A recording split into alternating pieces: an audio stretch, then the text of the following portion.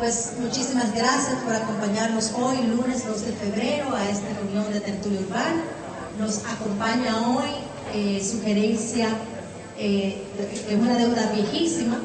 Este compromiso hace como un año que se pautó, por muchísimas razones ha ido postergando, pero Loli ha sugerido moderar esta novela de Iberia Navarro, Ceniza en la boca, una novela que no sé, una vez uno la abre no puede soltarla, con mucho tema, mucha tensión, y Loli le va a dar una mirada, como siempre, muy analítica, por su formación, por toda su vida profesional y lo que le toca, ¿verdad?, desempeñar en la vida. Tiene esa mirada que nos puede, pues, enriquecer. Entonces vamos a darle el chance, vamos a tratar de guardar silencio, de hablar lo menos posible para que podamos poder atenderla.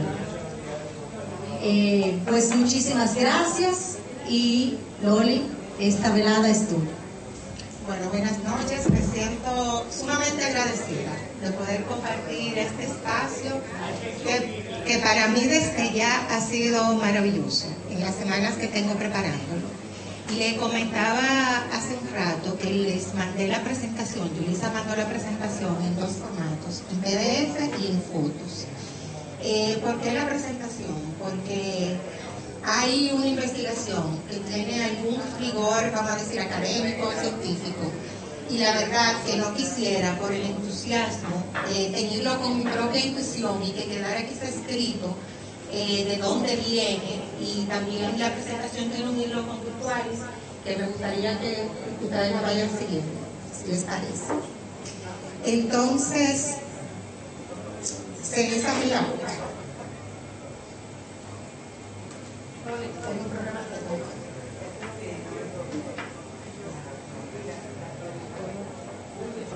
Entonces, Ceniza en la boca no es un libro para entenderlo, es un libro para sentirlo en la piel, en la garganta, en el estómago, en el cuerpo donde tú quieras sentirlo. Es un libro que se escucha, se traga y a la vez te golpea. Entonces, Yasmín me va a ayudar a leer algunas frases del libro y las invito a que traten de escuchar esas frases desde el cuerpo.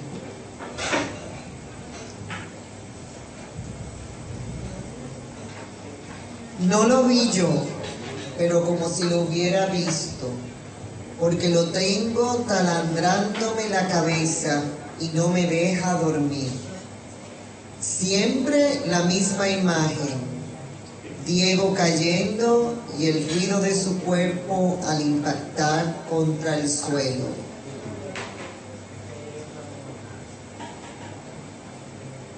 Porque cuando yo tenía 13 años y mi papá dejó que los vecinos me violaran, me dijo que mejor los vecinos que otros que no conociéramos. Y yo pensaba que no pasaba nada, pero sí pasaba, porque yo les tenía miedo a todos y no quería hombre a mi lado.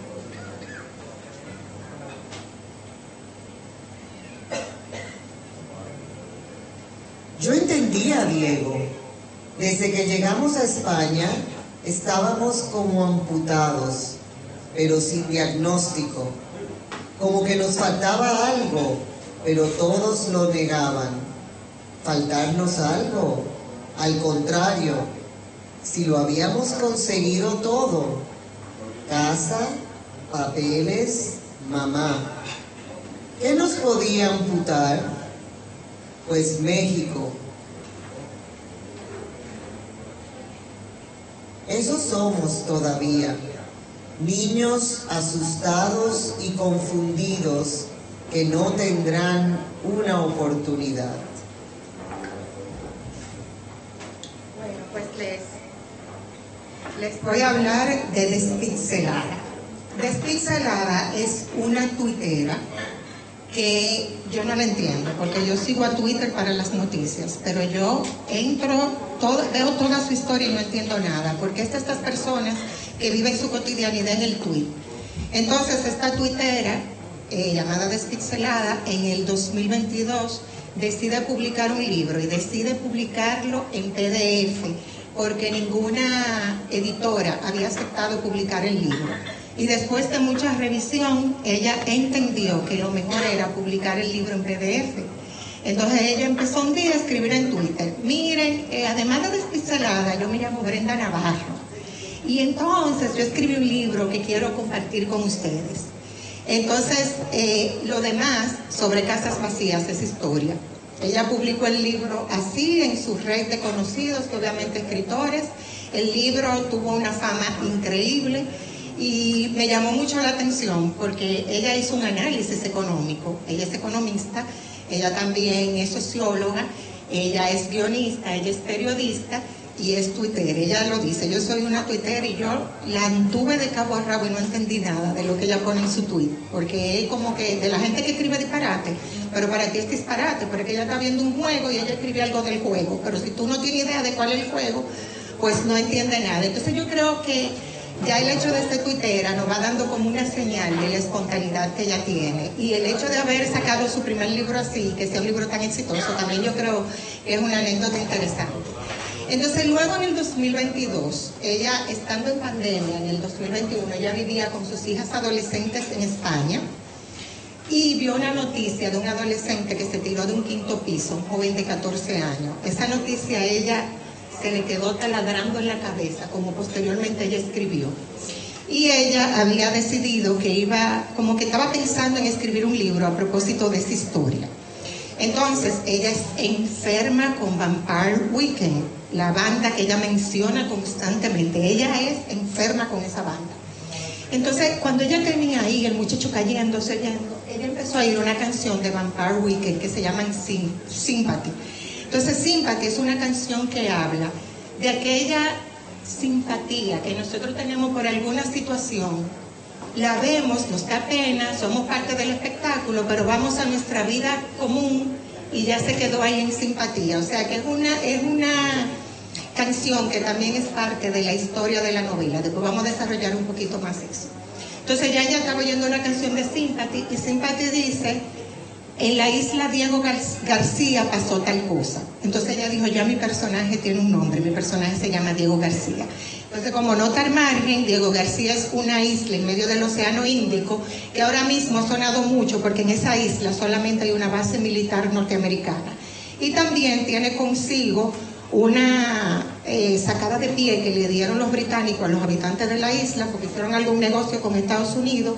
Entonces también la canción y la isla habla un poco del desarraigo. O sea que eso es una conexión perfecta de cómo llegó el libro. Entonces esta es una novela de realismo social. Los personajes, esto que voy a decir es muy importante, los personajes no los define su psicología, los define su posición social. Eso está constante en la novela y es un poco la lista que vamos a mirar. Entonces, ¿cómo se llama la canción? Sympathy. Entonces, Diego García era un adolescente que se suicidó, se tiró de un 5º piso y en la historia, ¿verdad? Y era un muchacho migrante, pero que venía de una niñez sin contención emocional. O sea, quizá en términos simples uno pudiera decir que era un muchacho que ya cuando migró estaba roto por el tema del abandono de su madre, él se sentía abandonado y por eso que vivió. Entonces su hermana, que no tiene nombre en la novela, pero que es nuestra narradora, fue quien lo crió y a partir de su muerte ella da un vaivén al pasado, al presente y va reconstruyendo la historia.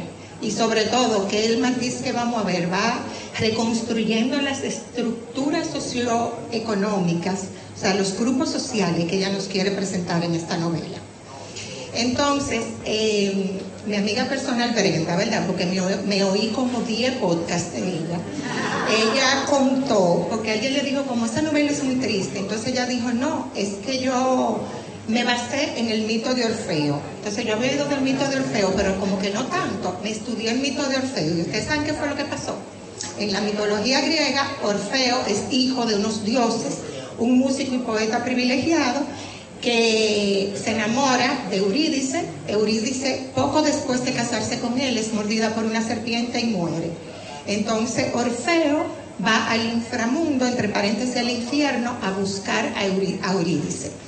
Entonces él convence con su poesía y con su música a los dioses del inframundo de que le dejen llevarse a Eurídice. Entonces los dioses le dicen sí, pero con una condición.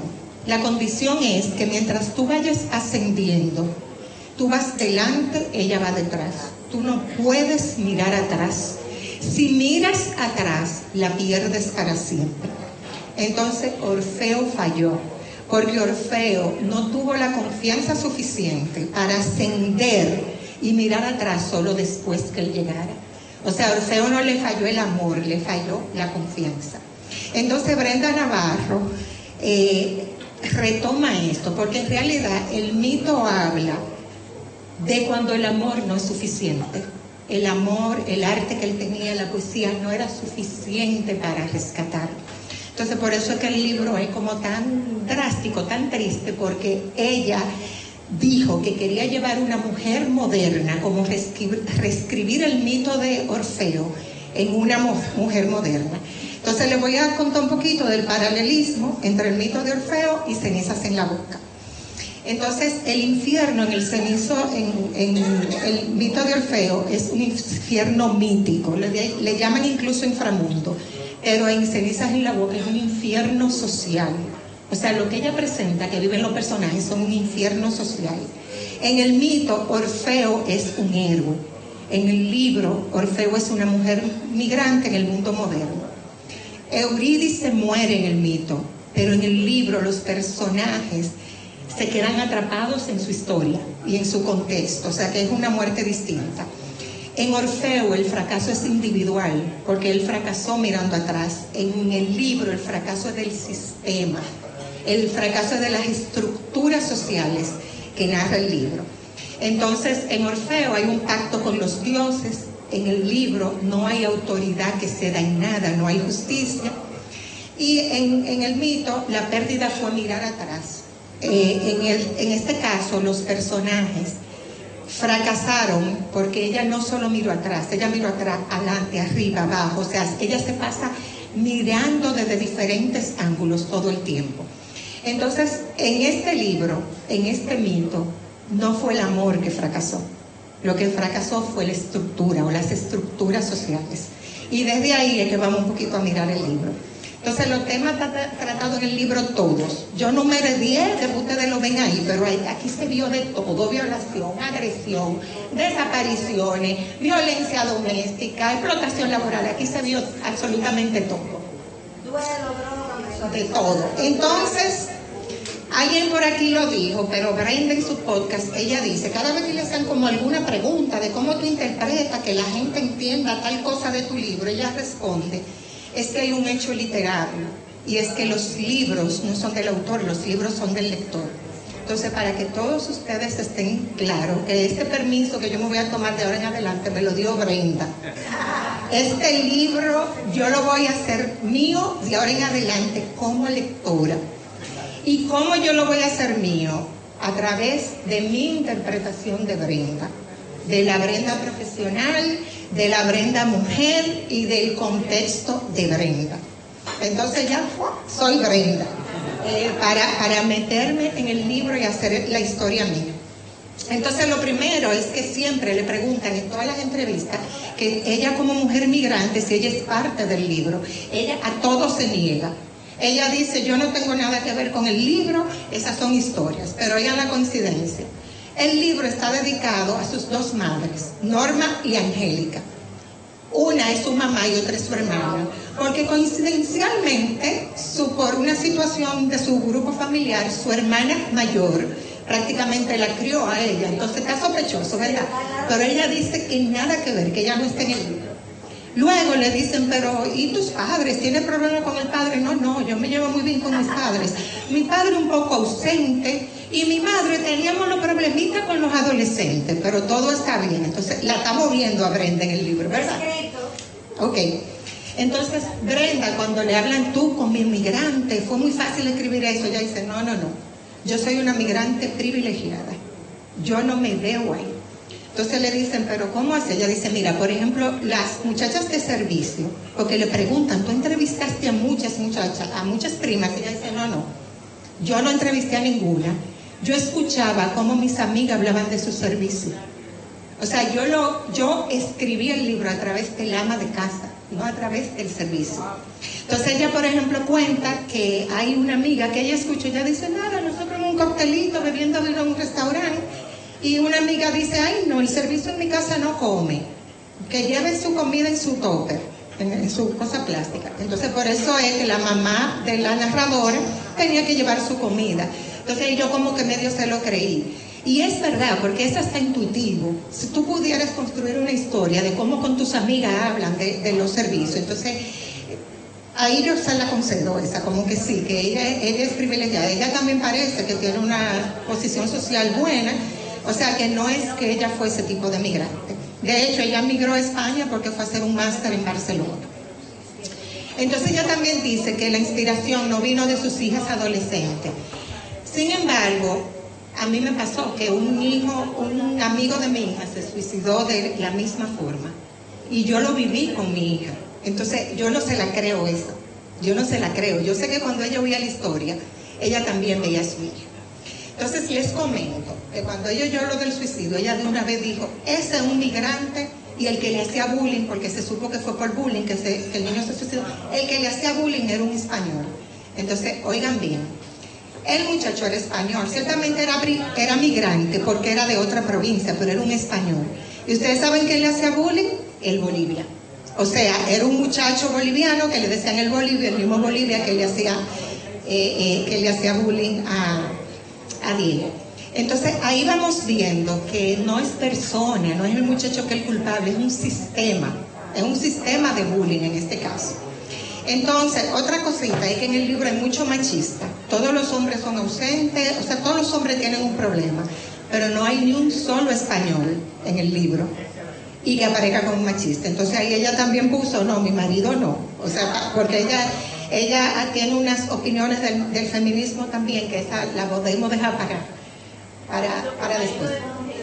Español. Ok, entonces, señores, vamos a meternos en la piel de Brenda. Yo voy a ver aquí el libro desde 4 ángulos. El ángulo escritora, porque ella es escritora, el ángulo guionista, porque ella es guionista. De hecho, ella quería ser guionista, pero ella dijo, esa es una carrera para gente rica. Yo no puedo ser guionista, yo voy a escribir o a ser periodista, pero su deseo original es ser guionista. Entonces vamos a ver como guionista, como economista, como escritora y como socióloga. Vamos a ver esas 4 miradas del libro.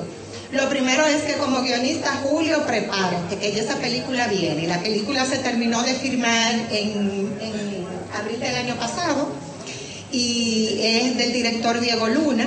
Y promete que va a ser una muy buena película. El guión no lo hizo ella, pero ustedes saben qué, cuando yo me puse a estudiarlo, yo dije, esta escena le escribió una guionista, porque esta escena está lista para el cine.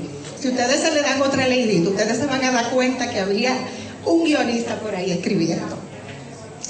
Entonces la próxima parada que vamos a hacer es la economista.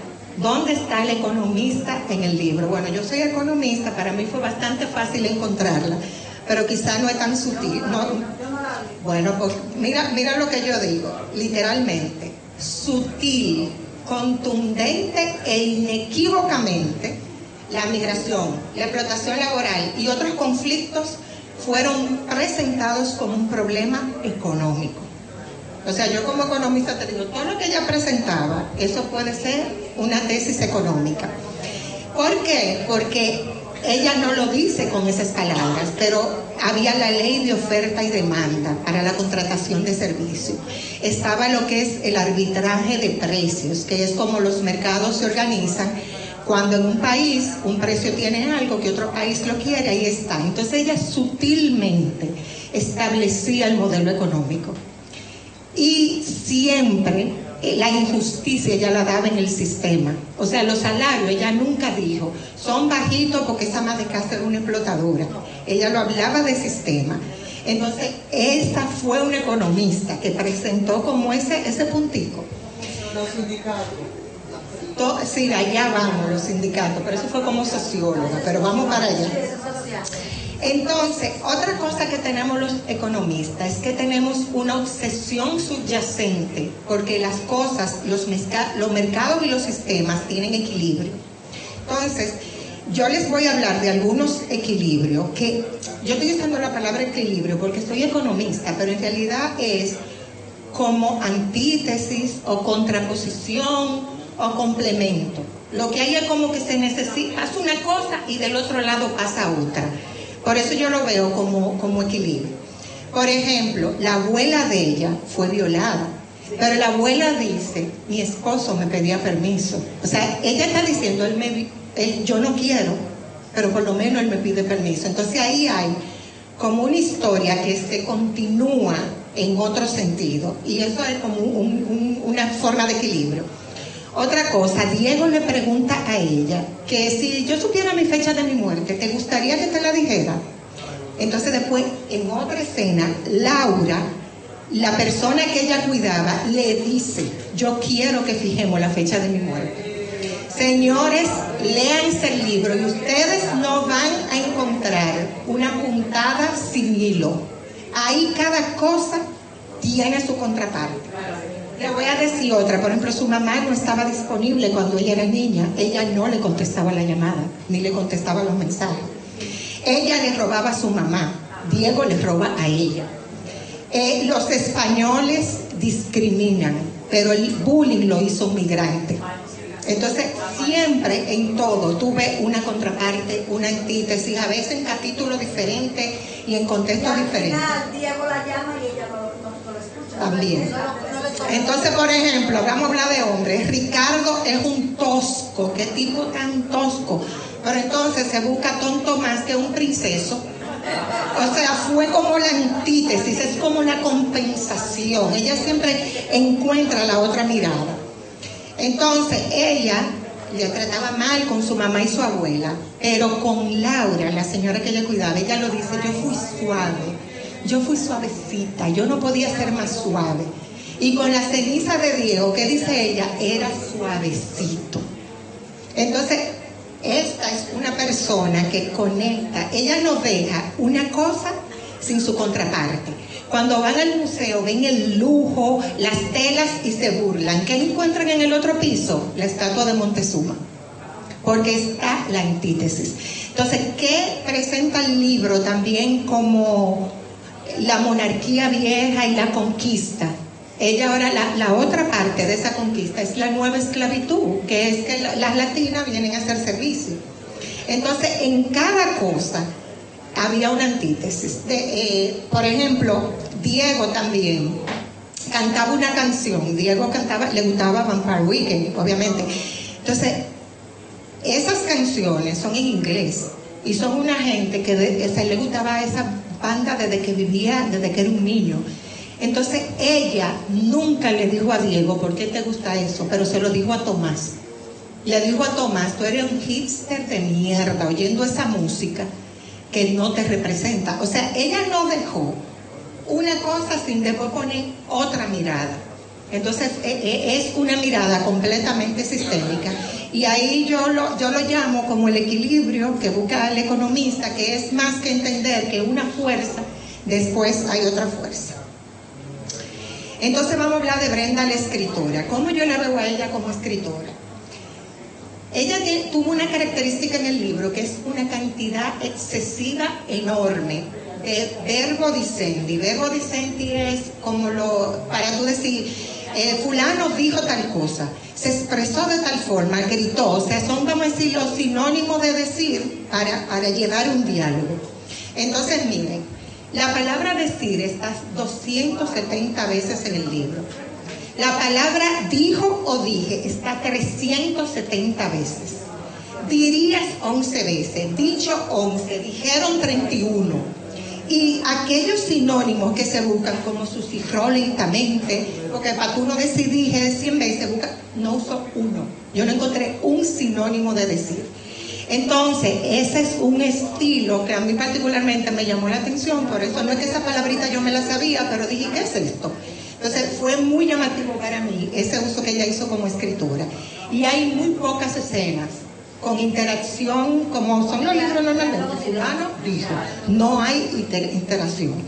Entonces, yo no me quiero burlar de Brenda, pero yo me acordaba de mi hija cuando tenía 9 y 10 años, que venía, mami, la muchacha no me dejó hacer tal cosa, y yo le dije tal cosa, y el perrito empezó a ladrar. O sea, como esta forma de hablar, tan desordenada, pero a la vez tan entendible, que cuando un niño que te lo habla, por los gestos, las expresiones, tú le entiendes.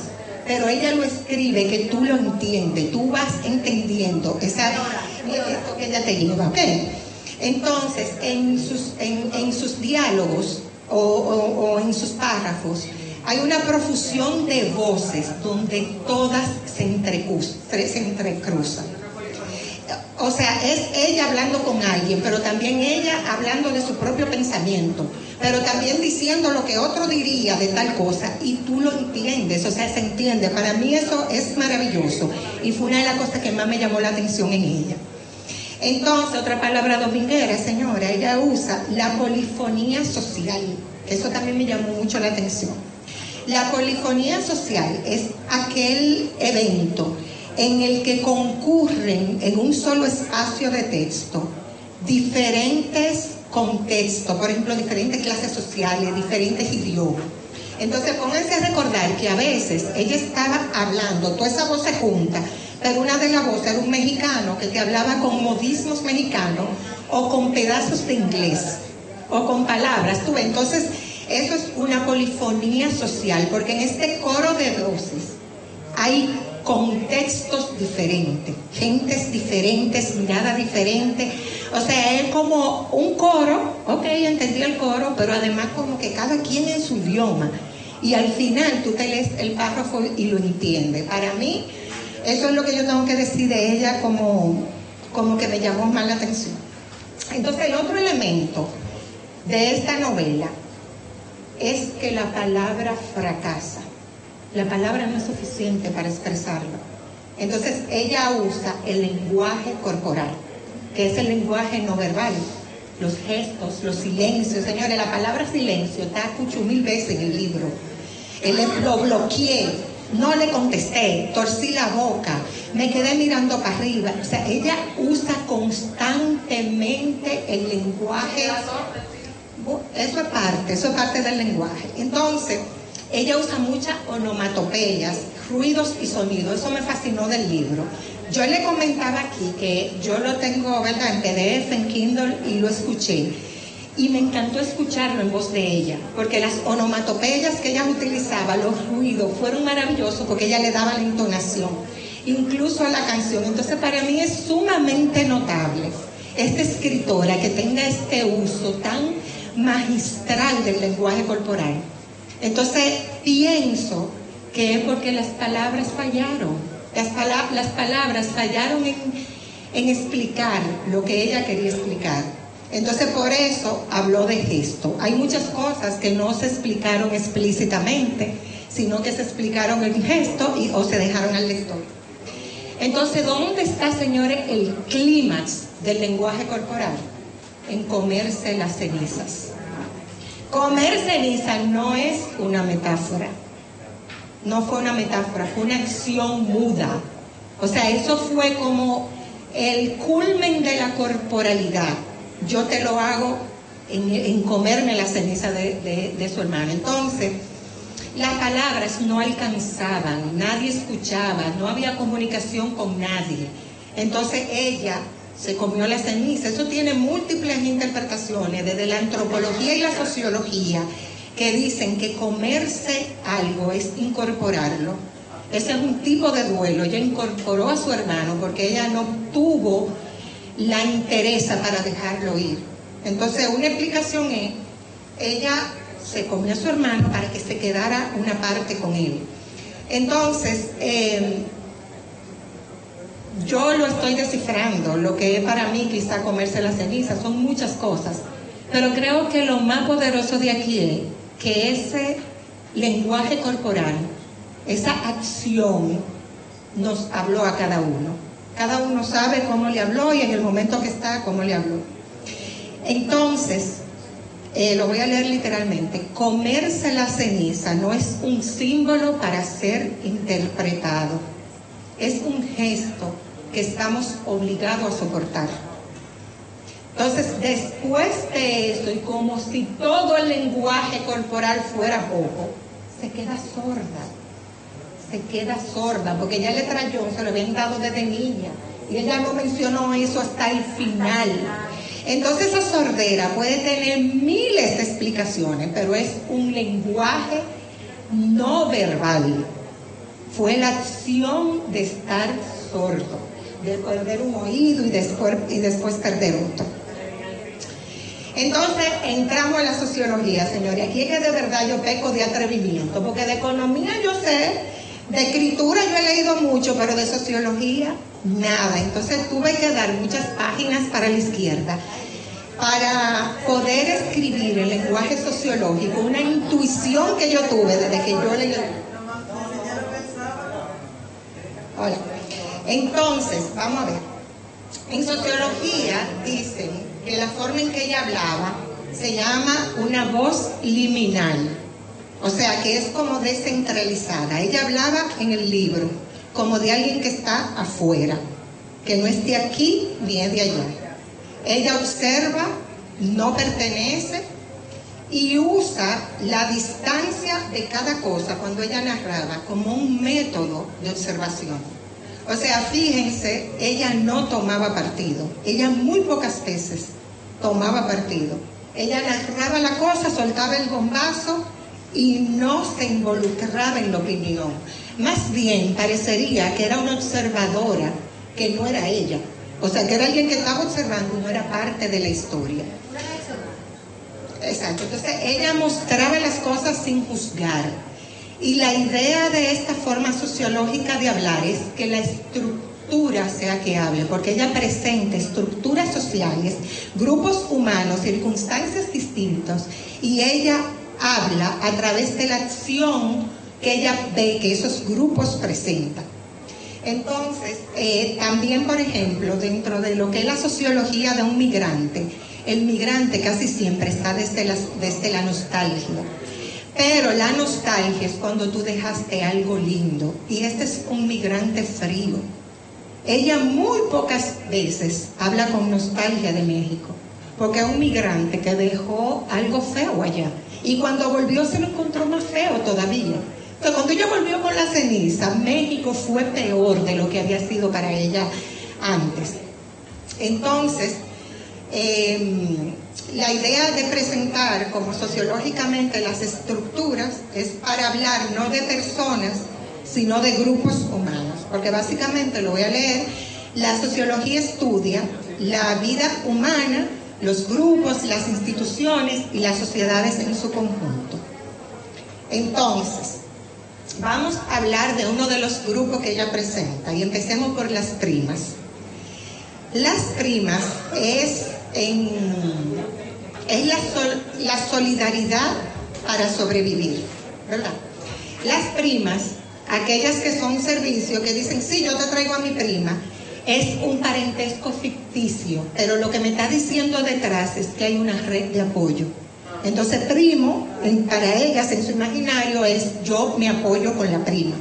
Entonces, es una organización informal, y es una organización defensiva, es para sobrevivir. Ellas no quieren conquista. Las primas no quieren conquistar un cambio de salario, un cambio de horario. Ellas sobreviven. O sea, este es un movimiento social defensivo.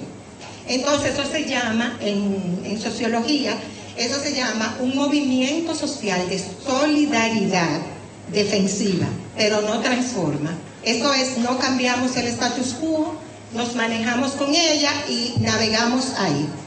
Entonces, las primas, ellas navegan en el sistema, ellas pagan el precio del sistema, que es trabajar en las condiciones que trabajan. Pero las primas no quieren cambiar el mundo, porque ellas creen que el mundo no puede cambiar. Yo creo que eso es lo más poderoso de ese grupo social. Me parece el tema del... Entonces, Hay otros ejemplos históricos, o sea, ella sacó la prima porque es una socióloga, pero hay otros ejemplos que son los tíos y los primos, que son los migrantes en poblaciones rurales. Están los paisanos, que son redes de migrantes, o sea, son grupos que se han estudiado, que se han dado en otros países. Y están las hermanas, que es como se llaman, las prostitutas entre ellas para sobrevivir. Son movimientos defensivos. Ahí no hay lucha ni hay nada. Entonces eso era el polo norte. Vamos ahora para el polo sur, vamos a la antítesis. La antítesis son las universitarias. Las universitarias tienen un activismo performativo. Quieren visibilidad moral sin transformación real. Usan su capital simbólico, sus redes sociales, su nombre, su estatus, su discurso, pero no comprometen nada. Las universitarias tienen una relación paternalista con las sirvientas. Le hablan con autoridad, pero no hablan con ella. Ellas hablan de las sirvientas, pero no hablan con las sirvientas. Entonces, ese es el activismo de Instagram y de las redes sociales. Cero riesgo personal. No pierden nada de su estatus ni su comunidad. ¿Se acuerdan de la promesa? Entonces, el conflicto se vuelve una imagen, no una lucha. Mucho discurso, ningún costo, y la protesta es una identidad. Entonces, al final, esta puesta en escena en las diferentes redes se da a nivel de Instagram. Pero ustedes saben que el mundo no se cambia con like, el mundo se cambia con luchas. Entonces, estas muchachas, también grupos como ellas, que, bueno, eso podemos verlo, uno lo puede ver, ¿verdad? Porque uno está vivo. Pero además, son agrupaciones sociales que se dan mucho y han sido muy estudiadas en la sociología. Está, por ejemplo, el feminismo blanco, que es un feminismo de la élite europea, que no tenían bajo ningún aspecto incidencia de machismo en su vida, sin embargo tenían su grupo de feminismo, pero quizá era lejano para el Instagram, ¿verdad? Hacían sus reuniones y demás. Y ojo, estoy haciendo el comentario, ¿verdad? Vamos a decir caricaturizándolo, pero no quiero tampoco ser... O sea, quiero hacer la caricatura para entender, pero no quiero criticar ni juzgar motivos de otro. Simplemente caricaturizando esa conducta que los sociólogos han encontrado que existe. Entonces, sucedió el feminismo blanco, está también la ONGización de los temas, o sea, para todo un ONG, pero hay que cobrar, hay que buscar fondos, hay que hacer factura con comprobante, pero el tema no se resuelve. Entonces eso también es como parte de la misma tendencia. Está el eslatismo, que son aquellos que creen que desde el sofá sentado pueden cambiar el mundo, como Tom Tomás, que Tom Tomás creía que él iba a cambiar el mundo. Entonces al final, lo que plantea en sí este movimiento es una postura de superioridad moral, porque yo estoy en mi casa, con mi cabita, pero soy mejor que tú, porque yo hablo de las sirvientas. Entonces, al final no resuelve. Entonces yo dije, por lo norte, la prima, que entienden que el mundo no se puede resolver. Por lo sur, las universitarias. Entonces, las universitarias quieren cambiar el mundo, pero no se esfuerzan. Lo que para mí en lo particular es más doloroso, porque quizás ellas sí pudieran cambiar el mundo. Quizás las primas no pueden cambiarlo, pero quizás las universitarias en sus contextos pudieran hacer cosas para que cambien el mundo. Entonces, Brenda no tomaba partido. Eso ya yo se lo digo, ustedes después pueden estudiarlo y leerlo. Pero con este grupo, ella tomó partido muchas veces. Ella se expresó ácidamente contra este grupo. Por ejemplo, ella hablando de Tom Tomás, ella dice, de verdad que lo sentía. Dios mío, espérate. Él sentía que podía cambiar el mundo desde su cama. Después en otra, también a Tom Tomás, ella dice, pinche ecologista de mierda. En bolsas de plástico me echas de tu casa. En Tom Tomás, ya ustedes saben, él es de ese elite superior moral, que él es vegetariano, él es vegano. Entonces, ella, no, espérate, antes del hamburger, ella no soporta, ella toma partido con eso. Porque antes de llegar al hamburger, ella escribe, así, muy vegetariano, cambiar el mundo, mucha soya, pero son esclavos, son agricultores esclavos que están sembrando la soya que tú te comes. Entonces después con Tomás llegó al límite comiéndose el hamburger. Entonces al final ella sí se pronunció amargamente contra esa conducta. Sobre las universitarias, ella dijo muchas cosas, pero aquí voy a copiar una sola de la que dijo. Ella las agarraba y las soltaba. Ella dijo, chicas universitarias que se pasaban asesorándolas, estas que creerán que con un tweet van a tumbar a los hoteleros. Yo me reía. Estas que, mucho video, mucho vivan las primas, muchas todas aquí somos primas, pero ellas no son primas. Okay, entonces, vamos a llegar a un punto medio. Brenda llega al Ecuador, ¿verdad?, que es el punto medio de los movimientos sociales que ven los problemas sociales. Y ella usa el mismo nombre, que es Las Primas. No sé si ustedes vieron que al principio las primas eran para el servicio doméstico, pero cuando empezaron a juntarse con las universitarias eran las hoteleras. Entonces, en España, entre el 2014 y el 2016, hubo un grupo que se llamaba Las Kellys, que viene como del inglés, de las mujeres que limpian, las clean. Ellas empezaron a llamar entre ellas Las Kellys. Entonces, Las Primas es como un tuit que ella hace para mostrar ese movimiento. Entonces, ese movimiento fue un movimiento exitoso, fue así. No sé si me siguen en el libro, que primero ella hablaba de la prima, todo era el servicio doméstico, pero después aparece en la prima, pero hay una que está en hotelera. Entonces ella ahí hizo una mezcla para fluir entre los grupos, pero esa tercera mezcla es lo que yo le quiero presentar a ustedes como el Ecuador, en esta comparación que estoy haciendo. Este grupo empezó igual que la prima. Óyeme, pero nosotros estamos aquí limpiando y no nos pagan. Y empezaron también a estar afectadas por los detergentes que usaban. Ellas se unieron y dieron un salto hacia una conciencia colectiva, nombraron el abuso que estaban teniendo, hicieron huelgas, se organizaron políticamente, y las Kellys son un ejemplo exitoso de lo que es un movimiento de reivindicación para un grupo que está siendo explotado.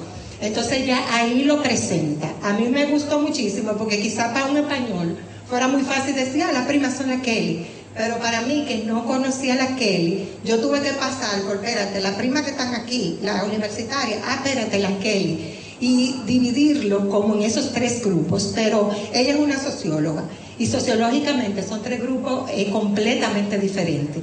Entonces al final, ella lo presenta y lo dice. El mundo tú lo tienes que cambiar con acciones, no con un like ni con una visibilidad. ¿Ok? Entonces, el libro termina exactamente como empezó. El libro termina diciendo, no lo vi, pero como si lo hubiera visto. Porque lo tengo taladrándome la cabeza y no me deja dormir. Siempre la misma imagen. Diego cayendo y el ruido de su cuerpo al impactar contra el suelo. Entonces el libro termina igual que empieza. Pero después de tanta ceniza, yo particularmente pienso que las estructuras sociales no se pueden cambiar de golpe, porque ella presenta estructura, y cuando tú te vas a luchar con una estructura, tú puedes decir, no puedo cambiarla.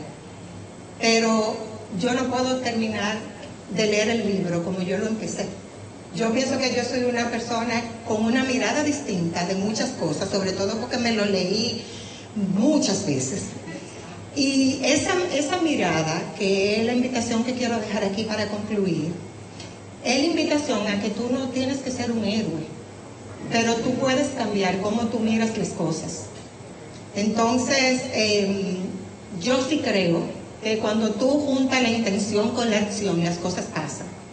Entonces, en ese mar de ceniza en el que esta mujer me revolcó durante muchas semanas, yo me quedo con eso, con una mirada distinta, observar más las estructuras, aprendí algo de sociología estudiando, y muchas veces no ver personas, sino estructura, te da una visión aún más clara, porque cuando tú miras personas, tú miras culpable y tú subjetivizas las cosas. Entonces yo creo que las miradas más ricas siempre son las miradas objetivas. Entonces muchísimas gracias por la atención.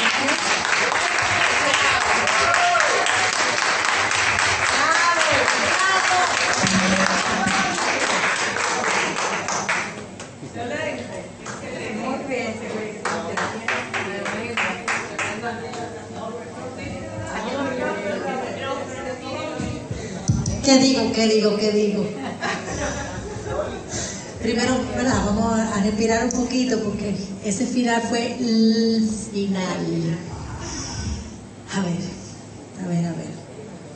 Estamos aquí ante una novela que nos está presentando una historia que entendemos muy conocida, una historia muy sumamente mancillada del día a día y que quizás hoy tiene una connotación particular, para decirlo de alguna manera, ¿verdad? Y estamos, y estoy un poquito como englobando el mensaje, el poderosísimo mensaje de Loli.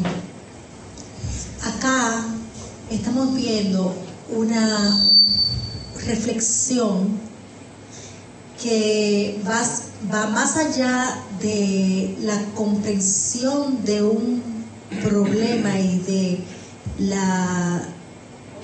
la culpabilización de circunstancias, sino a una mirada del sistema, ¿no? De ver que hay algo que está empujando a ciertos actores a tomar decisiones.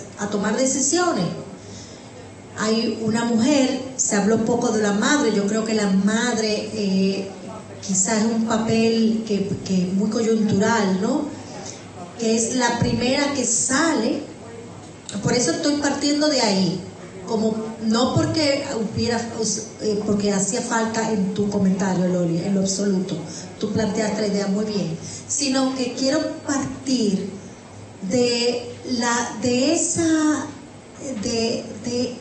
ese personaje que escapa de un círculo que para muchos pudiera ser un círculo de confort, aún en la dificultad. Porque irse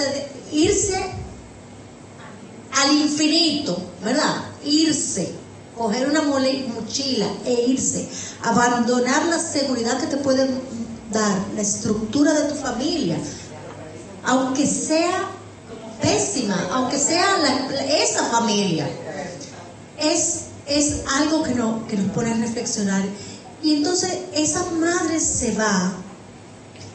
Estamos viendo la mirada de los hijos, esos hijos que ven partir a su progenitora, ¿no? Que se quedan acá bajo el cobijo de los abuelos, de unos tíos que no servían para nada, ¿verdad? Por las circunstancias que ella plantea, y unos abuelos con sus propios problemas que no estaban para cuidarlo. Y esa madre se va en busca no solamente de su propia seguridad, sino de brindar una oportunidad, ¿no? Y esa es la, digamos que la trampa que tiene la migración, ¿no? Que tú te vas o tú optas por irte en busca de brindar una oportunidad, no nada más para ti, sino para tu descendiente. Y ahí vemos que había muchas de las primas que tenían hijos, no sé cuánto, y la descalificaban a ella porque tú no tienes hijos. Yo sí, o sea, hay muchísimo conflicto ahí que ella polariza, pero tuviéramos 5 días hablando del libro porque hay mucho tema, mucho donde cortar. Pero si hablamos de esa madre, que es una madre niña, una madre prácticamente adolescente, ¿no? Es una madre que quedó sola por X circunstancias, pero con 2 hijos, una que no se sabe nunca de quién es, cómo fue que quedó. O sea, hay toda una oscuridad. Y la migración es esa oportunidad, ¿no? Que ella vislumbra y quiere heredársela a sus hijos. Pero esos hijos tienen ellos no han elegido. Ellos lo único que eligieron fue tener y estar con mamá o no. Esa migración de los niños no es selectiva. Ellos lo que querían era estar con su mamá. O sea, también ahí hay esa... Ellos no eligieron. Ellos no eligieron, mira. O sea, ellos estaban ahí. Incluso la narradora, ¿no? El personaje narrador, ella estaba ahí. Pero que el anonimato es algo... Eso también es un mensaje, ¿no? O sea, ella no dice su nombre, estamos leyendo la historia de... Puede ser cualquiera. La historia de cualquiera. Y eso también es brillante y no es fácil hacerlo. Entonces, ahí hay todo un entramado de dificultad en la que la mirada siempre, constantemente, y yo creo que tú cogiste ese mensaje y lo explicaste clarísimo, Loli, y te lo agradezco inmensamente, porque a mí me aclaraste muchas dudas. Y es que la mirada es al sistema. El sistema es lo que está fallando.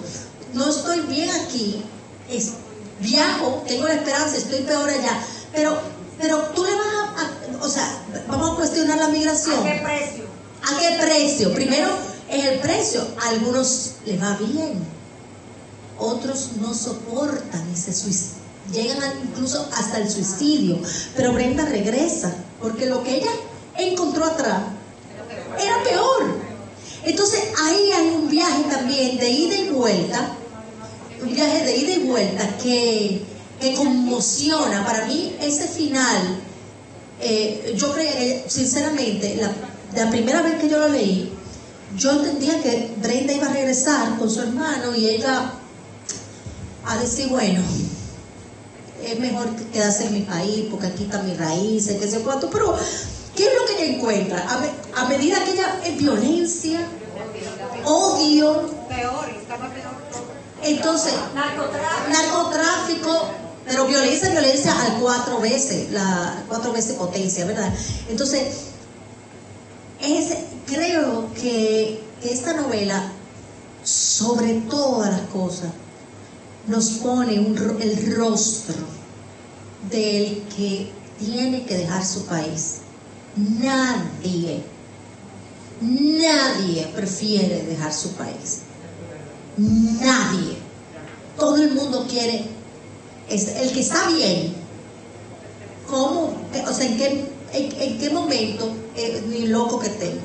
El que está bien, digo, claro, yo quiero un ticket aéreo de avión para viajar a Dubái, y China, y Londres, y Nueva York, y qué sé cuánto.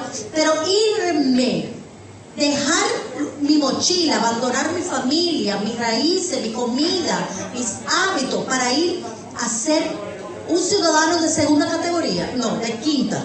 Nadie quiere eso. Entonces, a partir de ahí, vamos a, si tú me lo permites, Loli, porque ya como que pudimos respirar un poco. Vamos, órdenes. Vamos a ver, levanten la mano. 1, 2, 3, 4, 5. Antes yo quisiera decir que realmente este libro tiene como para irnos de fin de semana y hablar de él. Ustedes no se imaginan lo poco que yo me siento hablando de un libro frente a ustedes, porque estoy segura que todas tienen mucha más capacidad. No, sí.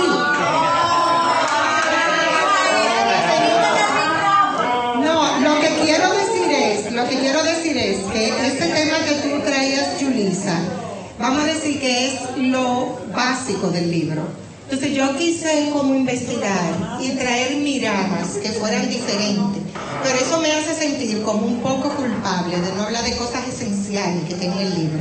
Entonces eso era lo único que quería decir. Particularmente este libro a mí me tocó muy profundo porque reviví cosas que en mi niñez escuchaba. O sea, yo vengo de una familia de clase media baja, ¿verdad? Y en mi familia hubieron mujeres que se fueron y dejaron sus hijos para una mejor vida. Yo tengo una tía, la cual adoro, que ella dejó sus hijos hasta que después los mandó a buscar. Y yo, señora, desde niña siempre dije, yo nunca voy a hacer eso con mis hijos. Yo recuerdo unos vecinos que yo me daban pena a esos niños. Eran de una generación más, son más jóvenes que nosotros. Y yo decía, esta vecina dejó sus hijos con una tía, o sea, con una hermana que no ha tenido hijos, se perdió la primera vez que esas niñas le llegó la menstruación, la primera vez que hicieron su primera comunión, cuando se graduaron, o sea, se perdió tantas cosas importantes en la vida de esos niños.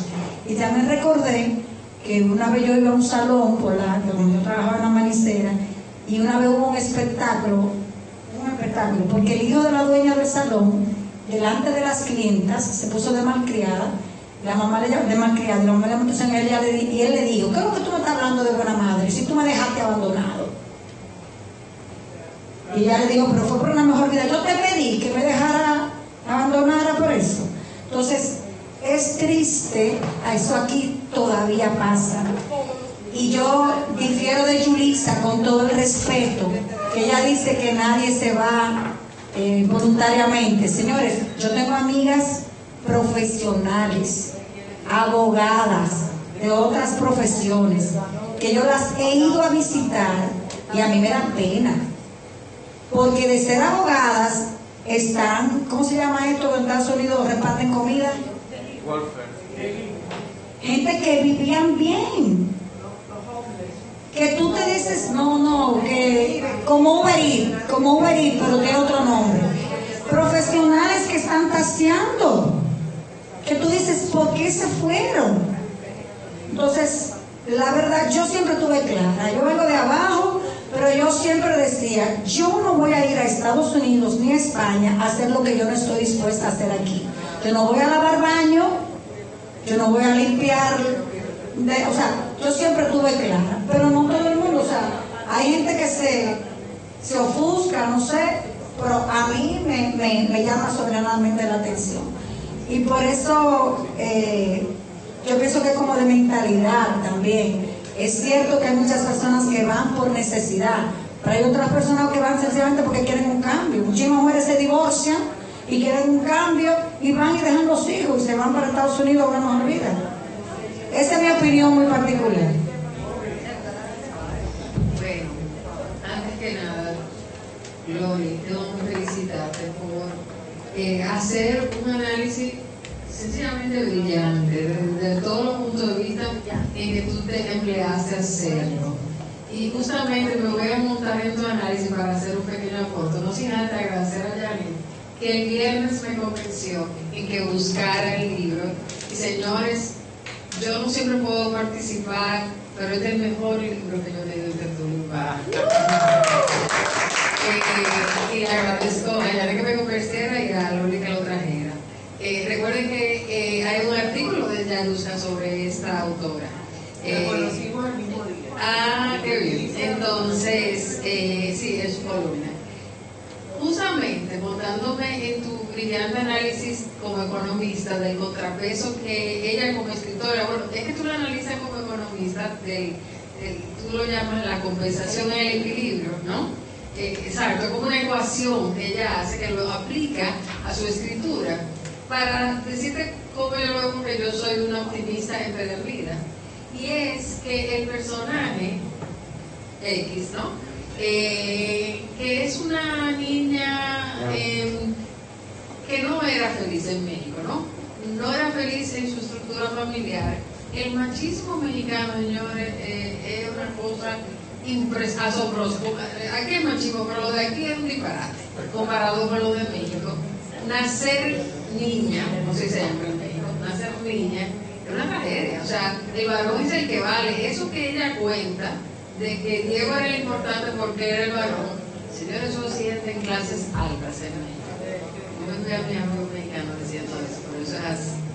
Y entonces ella era la hija residente, ella era la que cuidaba, ella no era feliz en México, pero Diego sí era feliz en México.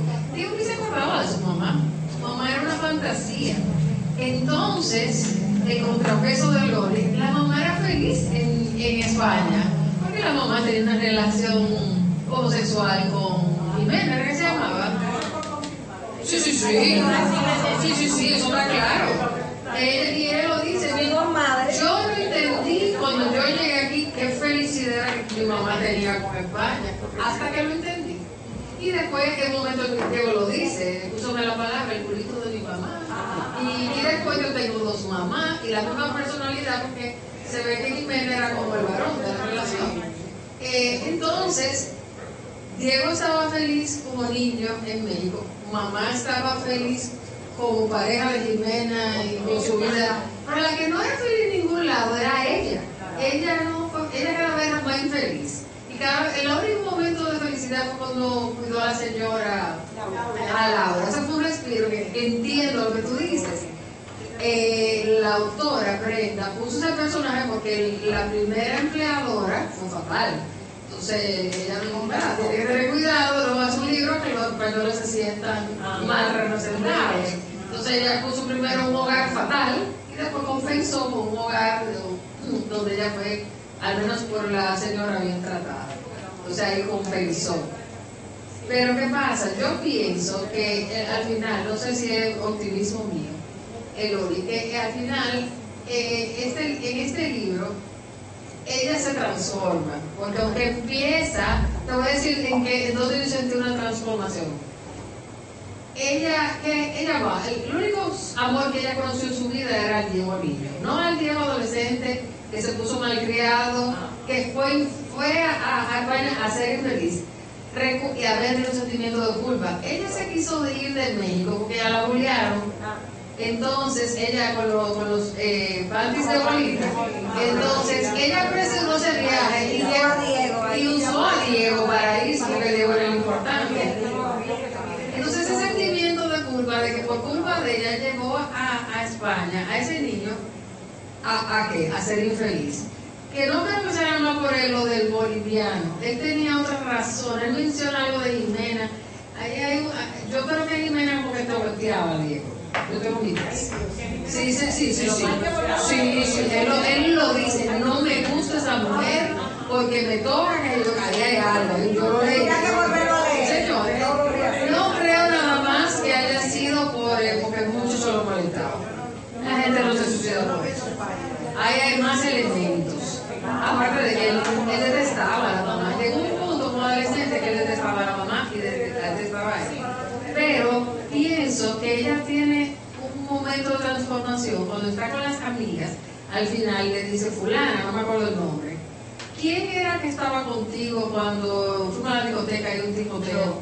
Era yo. ¿Quién era que estaba contigo cuando tú tal y tal cosa? O sea, olvídate de esas luchas políticas, nosotros somos amigas. O sea, ella de algún mínimo modo estaba tratando de recuperarse, decir, mira, lo único que tenemos que hacer que cuidarlo con otra, pero obviamente tenía que terminar donde empezó. Y de nuevo, brillante, no hay más nada que agregar. Lori va a decir algo. Sí, quiero decir algo. Yo sí pienso que el libro llega a término en cuanto a una reconciliación de ella con su vida, por lo que hablaba de el equilibrio. Ella logró entender a su mamá a través de las primas. Ella logró entender todas sus situaciones a través de cosas que ella veía. Ella logró ver que Ricardo no era tan malo porque, mira, existe el princeso. Ella logró ver que hasta se lo dijo a su abuela, ¿tú te crees que lo peor es morirse? Mira, Diego está aquí, pero ¿y Joana? Que está desaparecida y nadie sabe quién es. Entonces, en el libro no lo presenta porque el sistema no está reconciliado, pero ella como persona, a través de esos equilibrios y de esas observaciones, ella llega a término con el guión y una narrativa de su vida, observando desde el equilibrio. Y ella no lo pronuncia, pero ella sí puede ver las cosas buenas a través de ver algo peor. Entonces, el libro queda inconcluso y tú no lo ves, pero la sanación que yo veo, hay sanación. O sea, hay sanación, porque se ve la cosa de otra cara, se ve desde otro punto de vista. Entonces, no soy optimista en cuanto al sistema, pero comparto tu optimismo en que en la vivencia ella llegó a término con toda su situación y con el análisis de su vida. Voy a tener que volver a leer. Buenas noches, Loli, gracias. Una presentación muy completa y que además posiblemente nos llevaste a mirar aspectos que en esa primera lectura que todos hicimos y que parece que amerita una segunda lectura, pues no la sacaste a colación. Yo voy a intentar decir 2 o 3 cositas para aportar, no para reiterar de las mismas cosas. Goro Goro. Es un libro muy rítmico. Es un libro que, según vi en alguna entrevista que ella dio en el Instituto Cervantes de Copenhague, ella quería que fuera puro vampire, pero su asesor le dijo, no, tú tienes mucho más que decir.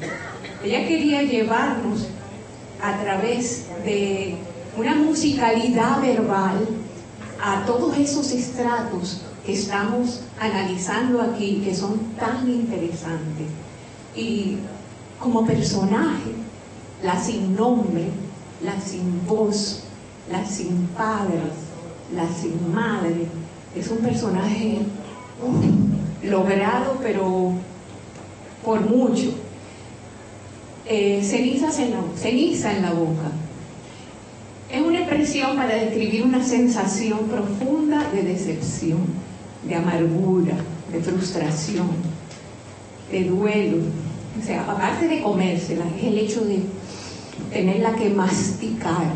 Hay un momento en el libro en el que hay ese duelo de pendeja, pendejo, pendeja, pendejo. Es muy rítmico, es un baile. A mí me pareció muy interesante. También observé la ilustración de la portada, que es de Ricky Blanco. Ricky Blanco es un caricaturista del país, de muy alto nivel. Y ella pasó por desechar varias portadas hasta que llegó a esa. Voy a decir algo más porque ya que lo leí y lo apunté, no quiero dejar de decirlo. Me hizo recordar un poquito, no sé si a alguien más, al libro del hermano de Jamaica Kincaid. Y a mí ya no se llama el libro. Me hizo recordarlo de alguna manera. Diego, fugaz, tan igualito a su papá, los dos camino al abismo sin poder salvarlo. Que no me enseñen la foto. Sin salvarlo ella, ni salvarse ella, ni salvarlo a él. Había un momento en el que había también sus momentos de humor, que no los hemos mencionado, en el que los dos eran como una especie de chiste, hasta que se volvieron una tragedia. Okay. A mí el libro no me habla mucho de esperanza, pero como es una ficción, tampoco lo observo a cierta distancia, y en ese sentido, pues ahí es donde está mi aprendizaje. Pero me encantó el hecho de que tú lo observaras desde el punto de vista de estructuras sociales y de sistema, porque es así. La familia, la fantasía de la familia, los silencios, los disimulos, la forma en que nos copiamos y repetimos los mismos patrones, la antifamilia, como es ella también una antiheroína, que es la familia contemporánea, al menos en muchas oportunidades y casos. Diego y Marina se pelean. Hay un punto de no retorno para Diego, o sea, para una mente tambaleante, débil, acorralada. Traición de la madre, traición de la hermana, traición del entorno, traición de la novia. El amor que no pudo salvarlo, que lo hundió, haciendo más patente y desesperada su desesperación. Y como eso, tengo como muchas observaciones que ya no son desde arriba, sino detalladamente, pero es un libro muy lleno de riqueza y te agradezco mucho por habernoslo presentado. Yo me tengo que ir con compromiso familiar. ¿Te lo vas a leer otra vez? Sí, pero tenemos que mencionar los pollos dominicanos que salen. Ay, sí. Que le gustaban tanto a Diego. Y habían primas dominicanas también. Quiero comentar, dame un minuto para comentar un poquito lo que dice Bruni, porque eso que tú mencionas del sonido fue una de las cosas que me cautivó del libro y me llamó la atención. Yo le comentaba a uno de los grupos que yo lo leí y lo escuché. No sé si tú lo has escuchado, en audible, es con la voz de ella, y ella es que se da gusto, entonando la canción, imponiendo los ritmos. O sea, escuchar ese libro, no, o sea, vale la pena, aunque tú lo hayas leído, porque la musicalidad que ella le da y la cadencia que le da, de verdad que es imperdible. Gracias por tu comentario. Gracias, Miguel. Señores, tengo que hacer una confesión. Yo no traje ese libro, fue Yulisa. Yulisa me escribió en privado y me dijo tu libro, Oli. Yo, bueno, jefa, usted manda. Bueno, pues hay que confirmar que el instinto de Yulisa está muy bien limado, porque tú dijiste hace un momento que poco me siento, y yo realmente me llamó la atención que tú dijeras eso. Después lo comprendí un poco, porque al oír estas tres damas hablando, dije, bueno, la vara está alta. Sí. Hasta ahí vamos a hablar ya, porque después de oírla a ella. Sin embargo, primero, no fue poco lo que hiciste. Segundo, tu mirada es muy personal, muy particular. Te felicito. Y tercero, la pasión con la que tú has explicado esto, me la acabas de transmitir. Yo lo leí, hubo cosas que me impactaron, el suicidio y una serie de temas que al efecto dejé de leerlo de noche, porque como que de noche ya después me quedaba con esa tristeza como instalada en mí, y preferí cambiar la hora de la lectura y empecé como en el momentico del mediodía, y para que no me quedara eso de noche. O sea que aunque para mí no es el mejor libro que hemos leído aquí, sí ha sido uno de los que más me han sensibilizado. Ese es un comentario que te tenía, y felicitarte por esa pasión con la que tú has hecho esta presentación. Si tú trabajas de esa manera, de verdad, óyeme, yo dije... Ella hizo los proyectos porque ella es una estrella. O sea, yo dije, wow, esta tipa es dura. Así que ella, yo no me cuento ni la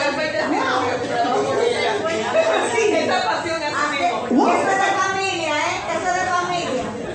Todos son así, eso es de familia. Sí, no, definitivamente. Así que muchas felicidades, te envidio. Quisiera tener esa pasión muchas veces de la buena.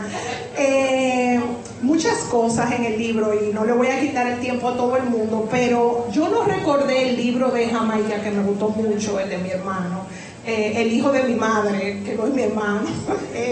Yo de quien recordé, no sé si tú lo has leído, pero me imagino que alguna aquí sí, el de Juno Díaz. O sea, de verdad que la maravillosa vida de Oscar Wilde.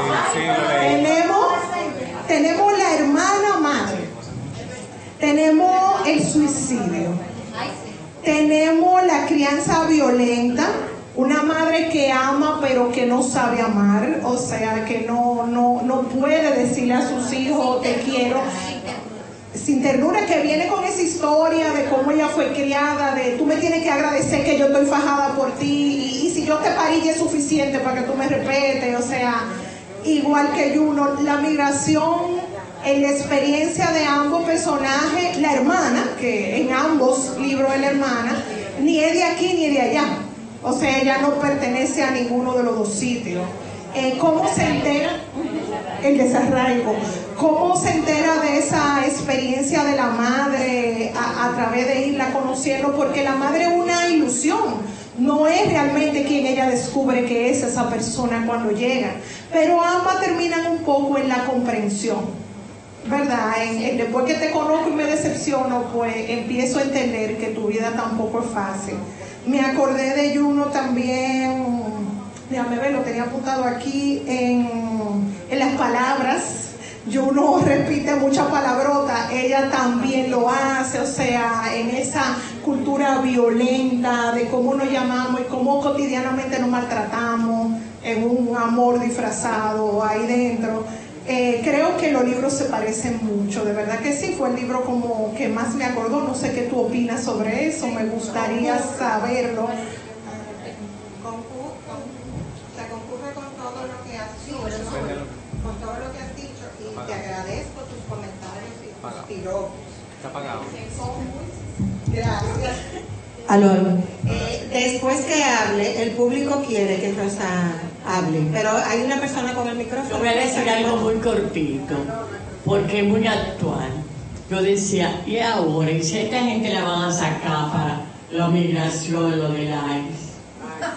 Además de toda esta tragedia que están viviendo, porque eso es lo que acabo de leer y eso es lo que está pasando en el momento. Mira, el libro no presenta el infierno del migrante, no presenta la deportación como parte del infierno que presenta. Yo te confieso que yo también lo pensé. Exacto. Y cuando lo pensé, yo dije, fuera peor que le sacaran a Diego y a ella que haberse quedado y que pasara eso. Eso claro, yo me lo cuestioné. Cuando yo vi lo que ella encontró en México, que fue mucho peor de lo que ella dejó, ahí creo que alguna de ustedes dijo, creo que fue Angélica, que dijo que ella no era feliz ni allá ni acá. Entonces creo que este tema, hay que, en ese caso, y frente a esa pregunta, yo digo que también hay que ver, aparte del sistema, a la persona. Yo pienso que esas personas venían con una historia familiar de mucha violencia, de poca contención emocional, y ellos iban a estar mal cuando se fueran, porque estaban mal, y quizás su madre no tenía la herramienta, el entorno no tenía la herramienta, pero yo no veo el síndrome de Ulises. O sea, yo no necesariamente veo que todo eso que yo le pasó fue el síndrome del inmigrante. El inmigrante. Yo veo otras cosas psicológicas. Un problema. No me atrevo a hablar nada psicológico porque aquí está Rosa, a la cual le voy a dar el micrófono ahora mismo. Ahora mismo. Porque estoy ansiosa por escuchar todo lo que ella tiene que decir. Perfecto. Rosa, antes de que tú hables, Yo quería hablarte para que Rosa termine. O sea, que comente, tú como psicóloga, a ver si. Yo vi fue, por ejemplo, la ausencia de la madre, o sea, el efecto que causó en ellos dos, la ausencia de la madre, incluso cuando la tenían presente, porque la mamá puede estar ausente aunque físicamente esté presente. Y yo creo que todo eso, toda esa inseguridad, que incluso el niño llegó al suicidio, para mí, yo quiero que tú como psicóloga me digas, es producto de esa ausencia de la mamá que tuvieron los dos. ¿A qué dices al respecto? Entre otros hay factores. Bueno, aquí hay mucho material para mí como psicóloga y te felicito por tu análisis. Como tú dices, tú te identificas con tu área como economista y yo tengo la mirada de psicóloga, definitivamente. Este libro inclusive es de recomendación para lectura para psicólogos, porque ahí hay muchísimo. Es un rosario de duelos de todo tipo, de abuso y de traumas. Y sobre todo, ese dolor de estómago que ella sentía, eso a mí me llamó mucho la atención. Pero yo creo que el culmen de este libro es la indefensión aprendida, que es un término psicológico que refiere a esa desesperanza, a de que a pesar de todas las circunstancias, yo no tengo salida. Y eso se refleja en la sin nombre. Entonces es una sensación de frustración, porque yo creo que todos hemos conocido personas con esa situación que se ve arraigada cada vez más. Indefensión aprendida. Aquí vemos muchos casos de eso. Es como un vencerse, porque no hay futuro, no hay esperanza, por más que yo luche. Entonces eso trae depresión, trae ansiedad. Diego arrastraba una serie de traumas, o sea, fue solamente la llegada a España y lo que le pasó en España, él arrastraba una cantidad de... Y había, para la sin nombre, la relación con Diego tenía un sentido.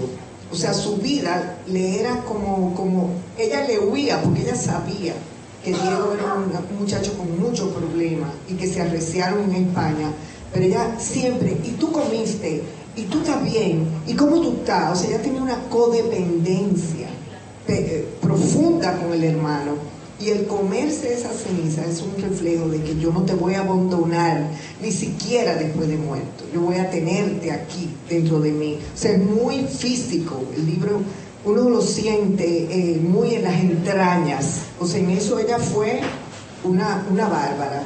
Realmente a mí me quedó una sensación de como si yo estuviera viendo a esa sin nombre como una paciente, que yo le podría decir a una persona, y dicho sea de paso, han habido 2 suicidios, ayer hubo uno y hoy hubo otro, o sea que estamos viviendo situaciones que aparenta la sociedad que está muy feliz, pero hay una situación dramática, difícil. Y yo me puse a cuestionarme, si yo tuviera una paciente como la sin nombre, que me llega con esa historia, con ese desarraigo, ¿cómo yo lo trabajaría? Para mí sería un reto. ¿Cuál es el motivo de tener una esperanza en esa persona? Porque está vacía, está vaciada internamente. Entonces me parece que ella, la escritora, quiere dar ese mensaje también, como de que pongamos atención a esa indefinición aprendida y a ese rosario de pérdidas que nosotros vamos acumulando, porque ahí todo el mundo estaba mal. Los abuelos estaban mal, los tíos estaban... Era una familia totalmente disfuncional. O sea que realmente para mí ella logra ese retrato de lo que es ese desarraigo y esa desesperanza. Y una cosa que no quiero dejar de mencionar es Laura. Laura es una española, con piojo y abandonada por los hijos. O sea, que no es solamente los emigrantes, no es solo los emigrantes. Ella se quería suicidar, ella no se suicidó porque ella tenía los hijos. Entonces ahí hay una situación dramática, porque los hijos la abandonaron.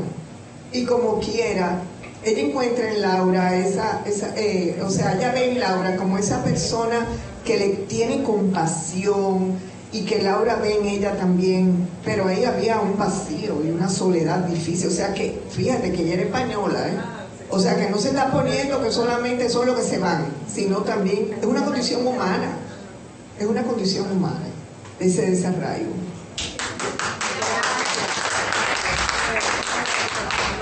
Ay, qué cosa seguir a Rosa. Pero yo voy a decir ahora una anécdota. Nosotros conocimos a esta autora, Yulisa, Rosa Mariana, yo no creo que Marianela estaba ahí, Ángela fue ese viaje. Ella presentó este libro con otra persona, eran 2 autores jóvenes, el otro tenía un libro que se llamaba Gloria, y era más o menos del mismo tema. Cuando yo lo leí en el 23, cuando regresé del Hay Festival, para mí el libro se trataba de la familia, porque yo lo leí los 2. Gloria era la mamá del autor que estaba presentando en ese conversatorio junto con Brenda. ¿No se llama el autor? Ahora te lo debo, lo tengo que buscar. Gloria era una historia novelada de su madre, que fue emigrante en Nueva York. Y Brenda presentó este libro en este conversatorio donde especificó que era una obra de ficción. Pero claro, ella hace este libro como escritora en la diáspora mexicana porque vivía en Barcelona. Ella tiene, yo oí el audible, pero yo lo volví a leer ahora, después del 23, estamos en el 26. Ella tiene una voz como la de Irene Vallejo, o sea, bien suavecita. Y de lo que yo me acuerdo, que esto es pura anécdota, porque la intervención de Loli fue magistral y todas las opiniones, es que lo que yo me quedé fue que era un libro sobre la familia, ya sea funcional o disfuncional. Y mi mayor impresión, y ahora claro, tengo todos estos nuevos elementos, es lo de el nacimiento, y alguien lo tocó por aquí, donde en estos párrafos donde ella tiene estos diálogos, que no son diálogos con guiones, sino como tú lo explicaste, ella habla de ese nacimiento una y otra vez, como justificando que Diego naciera y ella no. Y lo dice, pensé que si yo pidiera volver a nacer nadie estaría de acuerdo, pero con Diego sí, a Diego le pedirían que volviera a nacer. Entonces, el nuevo nacimiento de ella es el comerse la ceniza. Y la verdad es que el público, cuando era un libro que acababa de salir, no lo habíamos leído, fuimos a ese conversatorio sin saber de qué se trataba, y cuando yo lo leí dije, wow, esto es sensorial. Y lo otro es que ella al final habla del silencio. Y yo tengo serios problemas ahora con todo lo que está pasando, porque muchas veces uno elige estar en silencio. Y no por eso uno quisiera ser indiferente o no mirarlo, pero también leyéndolo por segunda vez en mi relectura, ella termina en la página 152, que al final diciendo, entonces callada, siempre callada, aunque las universitarias en las reuniones de las primas nos decían, no te calles, eso fue como un mensaje, no te calles, tu silencio nos hace daño a todas, aunque el silencio hubiera sido lo que nos ha mantenido vivas, al menos a mí, que mi silencio no es sino mera precaución. Y quizás es el poder del silencio, mantenerse aisladas en una isla que sobrevive a pesar de las olas de los idiotas que viven a nuestro alrededor. Y esa es la actitud de los emigrantes. Yo pasé 30 y pico de años viviendo en Estados Unidos.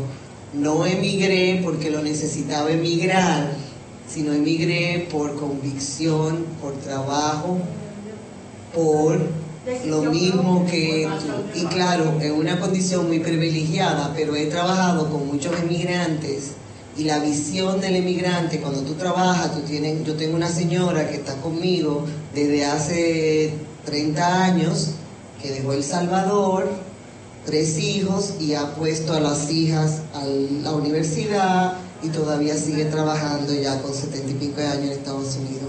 Entonces, esa señora ahora mismo está calladita más bonita, porque aunque es ciudadana americana, se considera todavía emigrante, igual que yo, que tengo una dualidad, aunque mi mamá es ciudadana americana.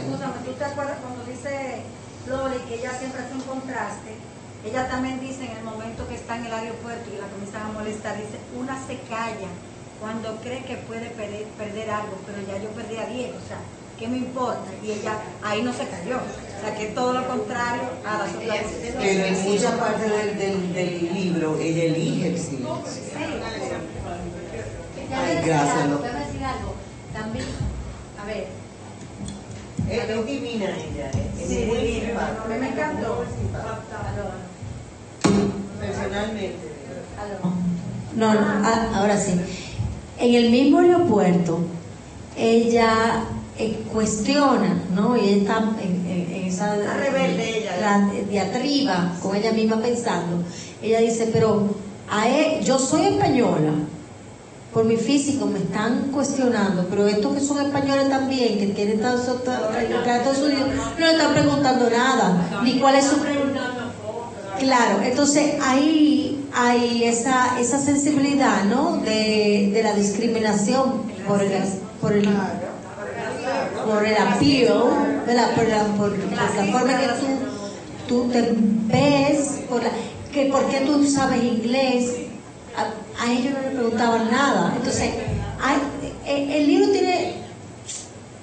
tiene un tejido muy importante de denuncia, más de denuncia, de mostrar cómo es esta estructura social que te lleva, bueno, toda muestra, cada vez que tú muestras algo como es, tú estás mostrando la cara oscura, o la realidad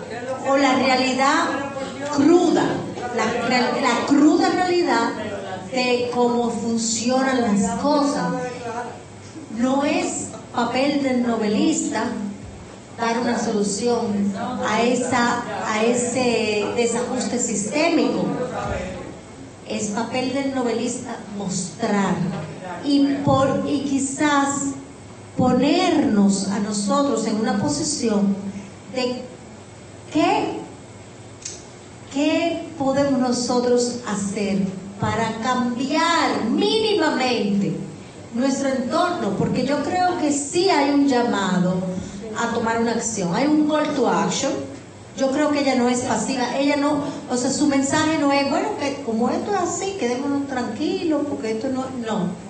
Yo creo que ella nos manda la reflexión, es la primera. El call to action es, reflexionemos, aquí hay algo que no está funcionando bien, aquí hay gente que sufre, aquí hay gente, no hablemos de números, ni estadística, ni de cura, aquí hay gente que está sufriendo aquí, se va, está sufriendo allá, regresa, encuentra sufrimiento.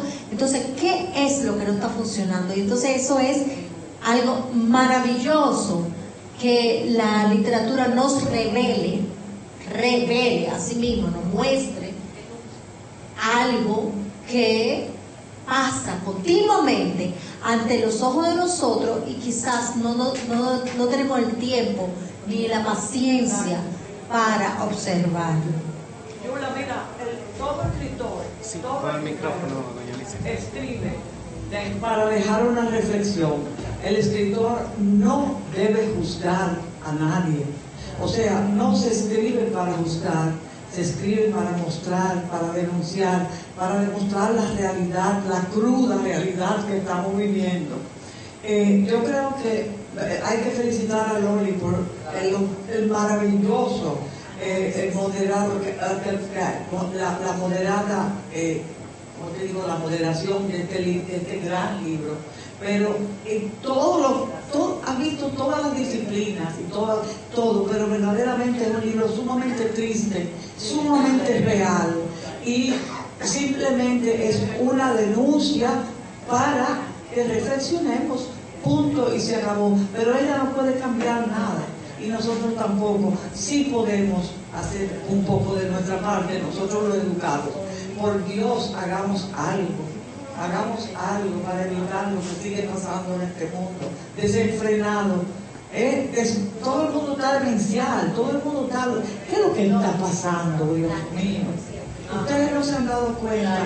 Gracias, Loli, muchas gracias, Yulisa. Bueno, muchas gracias por todo su comentario, que definitivamente enriquecieron cada mirada de la verdad que enriquece. Gracias nuevamente a Yulisa por elegir este libro y por pedirme a mí que lo moderara. Y gracias a todos por su atención. Que pasen una feliz noche.